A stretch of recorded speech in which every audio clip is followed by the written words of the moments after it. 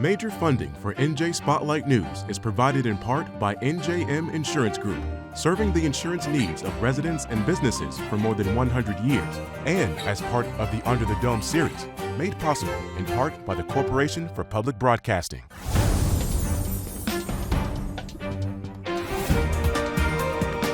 From NJPBS Studios, this is NJ Spotlight News with Brianna Vannozzi.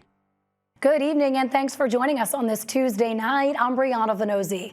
Governor Phil Murphy delivered his final State of the State address today before a joint session of the legislature in Trenton, reflecting on his 8 years in office and a long list of policy achievements that came with it, from raising the minimum wage to funding public schools and pensions and social justice reforms. Governor Murphy used his final State of the State to argue that New Jersey is stronger and fairer than it was 8 years ago. But he also acknowledged that the work isn't done, pointing to the incoming administration to carry the torch. Here's a portion of that speech. The best governing principle is not this or that. It's not stronger or fairer. It's stronger and fairer. And there is nothing and nobody who could ever convince me otherwise.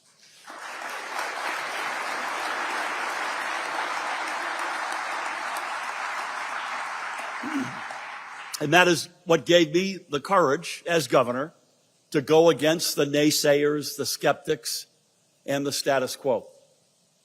It's what inspired me over these past 8 years to be who I said I would be and to do what I said we would do. Together, we broke free from the narrow constraints of the past and we charged forward, unbridled and unburdened. We pledged to fight for every New Jerseyan who shares my family's story. And when they told us what couldn't be done, we said, just watch. At every turn, we have stayed true to our vision for a stronger and fairer New Jersey. And in doing so, I'm happy to say, we proved them wrong. When they told us raising the minimum wage would kill jobs and crash the economy, what did we do? We passed a law that now has nearly doubled the minimum wage and built the fastest growing economy in the entire Northeast all at the same time.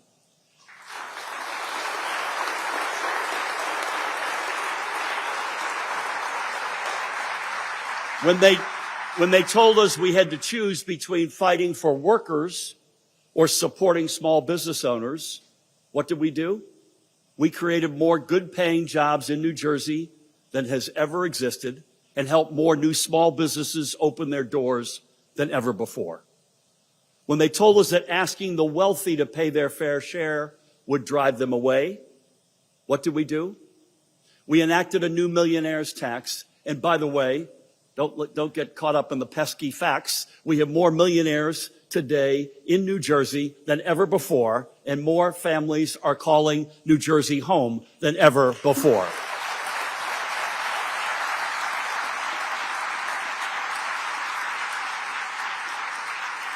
When they told us that reforming a broken criminal justice system would jeopardize public safety, what did we do? We reduced our state's prison population to its lowest levels in decades and brought homicides and shootings down to record lows at the same time.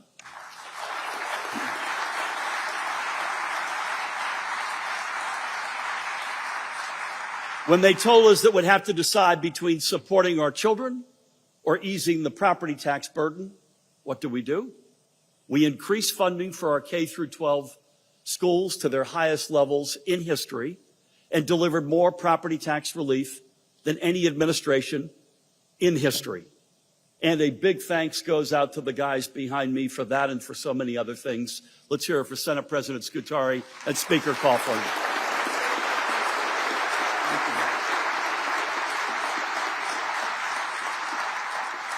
When they told us that it would be impossible to rebuild trust in Trenton's fiscal leadership without making devastating budget cuts, what did we do?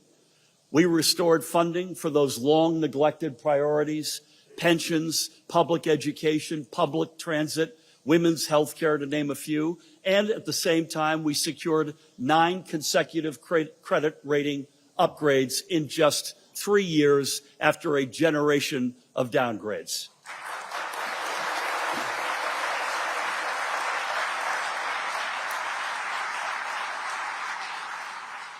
And while I could go on, the lesson, my friends, is this.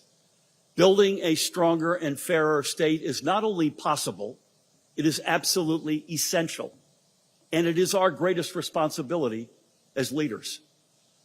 And we have achieved all of this together, again, because we were the administration that governed by the principle of and not or. We proved that when we live by our Jersey values, our state government can serve the needs of working people first and foremost. And it is thanks to everything that we have accomplished over these past 8 years that today we are a state brimming with opportunity for all. Today in New Jersey, there is a generation of working parents who are finally earning a living wage and enjoying stronger benefits, like paid family leave, for instance, so they can afford to take their kids down the shore for a well-deserved vacation or simply save money for a dignified retirement. Today in New Jersey, there are grandparents who can finally afford to retire here at home instead of moving elsewhere, so they can stay close to their kids and their grandkids and form memories that will last a lifetime. And today in New Jersey, our children in cities like Camden, Trenton, Newark, are finally receiving the resources and support they need to learn, so they no longer have to settle for underfunded classrooms or inadequate child care. Now, as I say all of this, I must also acknowledge that, of course, we have not solved all of our problems. The sad fact is our families are still being squeezed by an affordability crisis that has swept across every community in the nation. But here in New Jersey, we, again together, have made it easier for our families to bear that burden by increasing property tax relief, by lowering the cost of essentials like health care, housing, higher education, by creating new economic opportunities in the industries of the future for workers and entrepreneurs all across our state, and by remaining the quintessential organized labor state.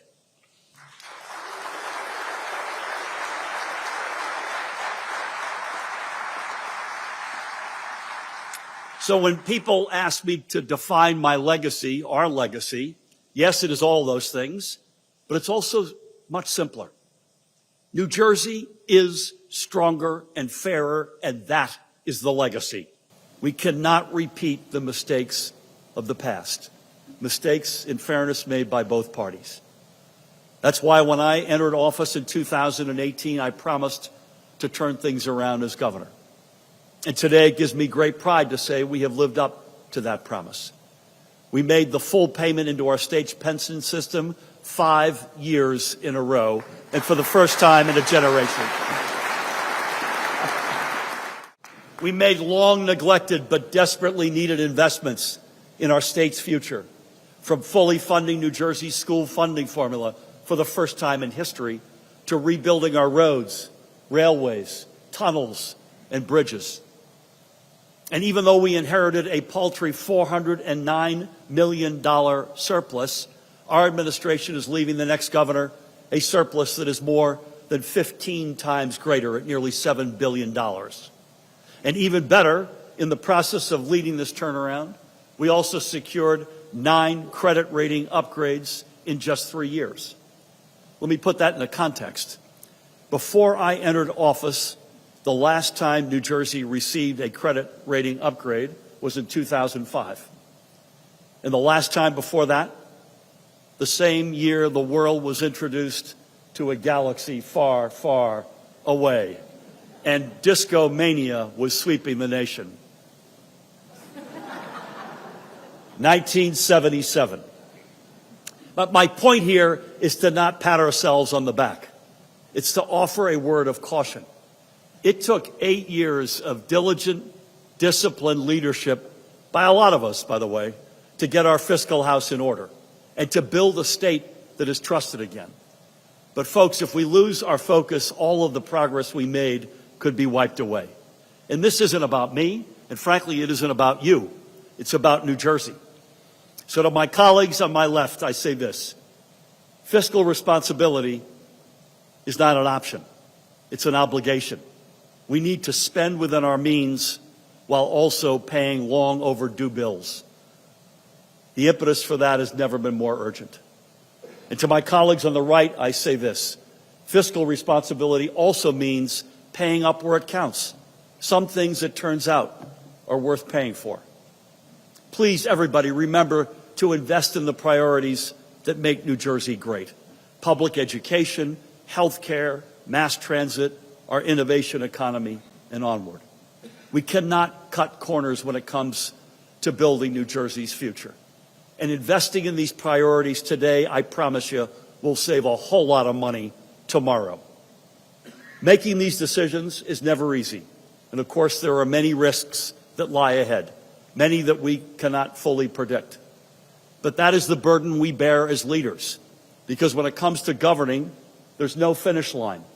There's no moment where you can stop and declare mission accomplished. As always, the mission goes on. The work continues. We're going to dig deeper into what we heard today and how history is likely to judge Governor Murphy's legacy. I'm joined by our panel: Colleen O'Day, NJ Spotlight News senior writer and projects editor, and Micah Rasmussen, director of the Rebovich Institute for New Jersey Politics at Rider University. Welcome back to both of you. Thanks for sticking around today. So, Colleen, let me ask you first, what accomplishments? We heard Governor Murphy run through just a towering list of policy achievements. Which ones are going to have a lasting impact? So I'm going to talk about some that maybe aren't as huge as the governor talked about. Well, minimum wage is certainly something because it brought everybody up to 15 and now above, because that keeps going up. It's indexed to inflation. So that certainly has an impact. But we've got stuff like if you're going to go out and vote early, that's because of Phil Murphy. When you're starting to register to vote, you go to the motor vehicles. That's another thing that happened under Murphy. I think kids and the cell phone ban that's coming. It hasn't happened yet, but it's certain. It's something that he just signed into law. And for women who are giving birth and becoming mothers, having the ability to have a postpartum visit at home, someone come into your home. Boy, I wish I had that when I was, when I had my children. It's hugely helpful. So there are so many even just littler things, but that will literally impact real people. Okay, so you hit on some of the tangible things that voters, that residents would say that happened under Governor Murphy. Micah, I wonder though, when history writes itself, and a lot of times when we talk about Governor Christie, we talk more about his personality, his brashness, the way that he defined the governor's role in a way that really played out on a national level. How will history remember Governor Murphy?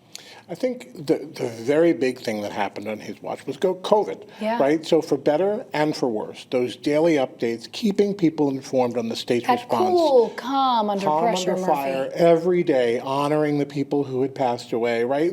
Those were moments we will not forget. We went through together. It's not as dramatic as 9/11 or Kennedy, but we certainly all remember it and will remember it. It's seared in our minds. Of course, the nursing home deaths come with that as well, so it's a mixed bag. I think the other things, if you talk to my students, as I do, what they will remember about Governor Murphy is plastic bags. Oh, the plastic bag ban, and they will remember cannabis, which is something he campaigned on and then made happen, and that is a night and day difference between the pre-Murphy years and now. Which really can't be understated when you think about what was promised, how long it took to get there, the economic portion of it, the revenue, the industry that's created that is only going to get larger. Before we hit on some of the criticisms, of course, which come with being in office for 8 years, why was he able to get so much done? I was looking back, Colleen, at the promises he made during his first State of the State speech in 2019, and there were 169 laws he signed in that first year alone. Why was he able to get so much done? For one thing, because he had a Democratic legislature. Both houses, Assembly and Senate, were Democratic. We know that there were some hiccups early on. I mean, he was elected. He was not an elected official previously. Steve Sweeney, who was then the president of the Senate, had wanted that job, so we had a little tension there. But I mean, ultimately, he did have an awful lot of allies in the legislature, people who he had helped he had donated to, people who he had good relationships with, and he built a pretty good team in terms of folks who could talk back and forth with lawmakers, which is really what's important. There's a lot of horse trading that happens. I would argue, too, bringing in George Helmy as his chief of staff was a pivotal moment, I think, for the administration in terms of building those relationships and understanding. There was criticism early on, if you'll recall, it feels like a very distant memory, that he didn't know the inside baseball of Trenton, which is its own beast. How would you say it played? There are cautionary tales there for the next governor, for sure, in terms of not just bringing an outsider team who says, oh my gosh, I can't believe things are done this way in Trenton. This is ridiculous. And somebody who says, all right, let's roll up our sleeves and figure out how to get it done. So that's part of it. I think having a very clear sense of direction. It's been a long time since we had an unabashed, unapologetic progressive. He had a very clear yawning agenda, of things that he wanted to get done. He wasn't a moderate Democrat. He was a progressive Democrat. And so I think having a very clear sense of direction, having everybody marching to that, the same marching order, all the cabinet members, all the departments, that's going to be important for the next governor. And it's something that I think everybody knew every day that they were supposed to come in and make New Jersey a more progressive place. Yeah, you're right. He made no bones about it. Let me stay with you on that thought, because at the same time, it was some of those very progressive groups toward the end of the governor's tenure that felt like he wasn't making good on finishing these promises. What was some of the unfinished business, Micah? Yeah, I think there are two big things that I can think about where progressives felt let down, and where, frankly, I think a negative part of his legacy, and that was the transparency law, the public records law. These are our public records, and yet we have less access to them than we did before Governor Murphy was governor. And the other one was the Elections Transparency Act. So I know that we want to, the governor wants to say this has been the most progressive, most transparent administration we've ever had. It's not. Our elections are significantly less transparent than they were, and our records are less transparent than they were. So that's a black mark, and that's something that I think we will remember, unfortunately, about this era. I also think, Colleen, about clean energy, which a lot of that was out of his hands. It was happening at the federal level, where these projects were getting killed. But what else did you note? Because you and John Reitmeyer made a nice, neat list of the policies that maybe Governor-elect Mikey Sherrill will need to pick up. One of the things, and this is really key to John Reitmeyer's, close to his heart, was the public bank, which was supposed to be a way to kind of help, fund projects, help people in New Jersey. That is the one thing I think that definitely didn't happen. But yes, certainly when you look at things like a robust wind energy, and again, as you point out, that wasn't really all of his fault. I mean, we built up, we had this Windport plan. There was going to be parts coming in the Delaware and brought over to the Atlantic. I mean, it was going to be a huge economy, a huge economic starter for New Jersey. That didn't happen. There are questions about will his clean energy goals be able then to be borne out 2035, fully clean energy in New Jersey. I'm not sure that's something we're gonna make, especially as Mikey Sherrill is already talking about, bringing on some cleaner natural gas plants. So there are some things in that area that certainly have not happened, and it's hard to get everything done. You've got 8 years is a long time, but working through that legislative process and going through all the hoops that we have in terms of regulations as well, it can be difficult. And then, of course, a new administration in Washington can come in and put it all in chaos. Upend all of it, which, when you talk to cabinet members, they will often say that policies that folks want to see get through, sometimes you need that type of time, which he was afforded. Let me ask you, though, because as we put a cap on this piece of history, the wheels keep turning, the machine keeps moving, new members of the legislature sworn in today, and business still happening. Colleen, get us up to speed, and then Michael, I'll come to you. So we had a dozen new members of the legislature coming in today. It's a little less female. We're 4 more men. We lost 4 women. That's not necessarily a good thing. Also a little less diverse. We had more white folks being elected than people of color. But we do have all Democrats too. We should know all Democrats, exactly. The Democrats just went to town. I mean, they won seats in the 21st district that had been long held by moderate Republicans, won a seat down in Atlantic County, won a seat in Morris County of all places. So the Democrats are coming in emboldened with the supermajority. We do have some folks in there who might cause a little bit of trouble. Katie Brennan, Ravi Bala, Kenyatta Stewart. So there are some progressives coming in. It'll be interesting to see how they reshape what the legislature does. And how Governor-elect Mikey Sherrill picks up the ball from here. Micah, what should she be looking toward now as she enters in the minute that we have left to talk? Yeah, it's a great question, because in the old days, up until the end of the county line or all that kind of stuff, you knew that you had to go to legislative leadership, and that was it. Yeah. As Colleen just said, there are now free agents in Trenton who have gotten elected in their own right, don't really owe anybody anything. And so she's going to have to see how she can navigate. She has options maybe to go to that progressive caucus or that independent caucus and win over votes where the leaders may not be able to get them across the finish line. She now has some external ability to be able to do that. And perhaps we have the Murphy administration to thank for that as well. If not for First Lady Tammy Murphy getting into the U.S. Senate race, Andy Kim, then Congressman, challenging that county line system,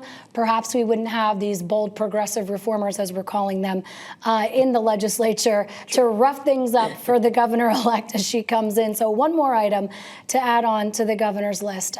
Micah Rasmussen, Colleen O'Day, thanks for sticking around all day. Thanks for being here. Appreciate you both. Thanks, Thank you. Well, senior correspondent Joanna Gagos was at the State House in Trenton today and got the GOP response to Governor Murphy's address with Republican whip State Senator Mike Testa. Here's that conversation. We just heard the governor paint his version of New Jersey. Now we have a chance to hear how Republicans feel about it. Senator, thanks for taking a minute to talk to us. Governor Murphy really touted all of the things that he's most proud of. He said New Jersey is now stronger and fairer. How do you see it? Well, I've been in the legislature now for a full 6 years, and I've continuously heard Governor Murphy talk about a stronger and fairer New Jersey, and I've only seen New Jersey get weaker and poorer, and I would challenge Governor Murphy. Who is New Jersey stronger and fairer for? I bet you if you were to ask so many people, and in a very Ronald Reagan-esque way, do you feel stronger and fairer than you were 8 years ago? The majority of New Jerseyans would say absolutely not. He did touch upon something that is very important to all New Jerseyans. Affordability. New Jersey is simply not an affordable state. Right now we have people who are graduating college at 22 years old, some of the best and brightest in the United States of America. And if they're not leaving the state of New Jersey, we have the greatest outward migration rate in the United States of America. If they are staying in the state of New Jersey, they're only able to be first-time home buyers on average by the age of 44 years old, and that home is going to cost you over $550,000. New Jersey is not affordable. It is most certainly not stronger and fairer than it was 8 years ago. Let me ask you this. We have a new administration coming in next Tuesday. Governor-elect Mikey Sherrill will be sworn in. Where do you believe, or do you think there is any space for common ground to work towards making New Jersey more affordable? Well, certainly. I mean, you take a look at this. Under the Christie administration, we had a $34 billion budget. Now we have a $59 billion budget with, by the way, Governor Murphy addressed the issue of a surplus. We don't have a surplus. We actually have a $4 billion structural deficit right now. We need to do everything we possibly can to make sure that we eradicate that $4 billion structural deficit. I think that we also need to work on some common ground with the corporate business tax. At the highest level, it's 11.5%. That is simply unacceptable. And this isn't a Republican thing or a Democrat thing. You can look at Governor Shapiro of the state of Pennsylvania. They are working very hard over multiple years to reduce their corporate business tax to 5%. So less than half of what is now costing New Jersey businesses simply to do business in the state of New Jersey. That is not sustainable in the long run, and we are going to see many more closures of our businesses. You know, just last week, unfortunately, we saw an icon in Newark, the Anheuser-Busch brewing facility, closing. I mean, that's unacceptable. I mean, that is an icon of New Jersey. When you're on the turnpike, you see the iconic Anheuser-Busch eagle. It's unacceptable. Let me ask you this. Obviously, this is Governor Murphy's last official speech like this. Is there anywhere where you do give him high marks? Any A's, any B's from you or your side? a couple of the bills that he signed that were some of that I had a whole lot to do with. The boardwalk preservation bill, that was $100 million. Our boardwalks are the economic engines of our shore communities. I give him high marks in that. He didn't need to sign that. That was Senator Paul Sarlo and myself. That helped restore so many of our boardwalks, like in Wildwood, New Jersey, North Wildwood. I can tell you, not a whole lot. You know, he spoke about their response to COVID. Let us not forget, it was supposed to be 14 days to flatten the curve. It turned into almost 2 years. And he talked about how many small businesses opened during his tenure. Well, let's talk about the 1/3 of all small businesses that had to shut their doors forever due to the COVID-19 response of the Murphy administration. That didn't need to happen. I know there's a whole lot more we could talk about. We are out of time, but thank you. And of course, you're going to deliver the Republican response, and we'll take a look at that in our future reporting here on NJ Spotlight News. But thank you, Senator Testa. Thank you so much for having me. And that's going to do it for us tonight. I'm Brianna Vannozzi for the entire team at NJ Spotlight News. Thanks for being with us. We'll see you right back here tomorrow. New Jersey Education Association, making public schools great for every child. And RWJ Barnabas Health. Let's be healthy together.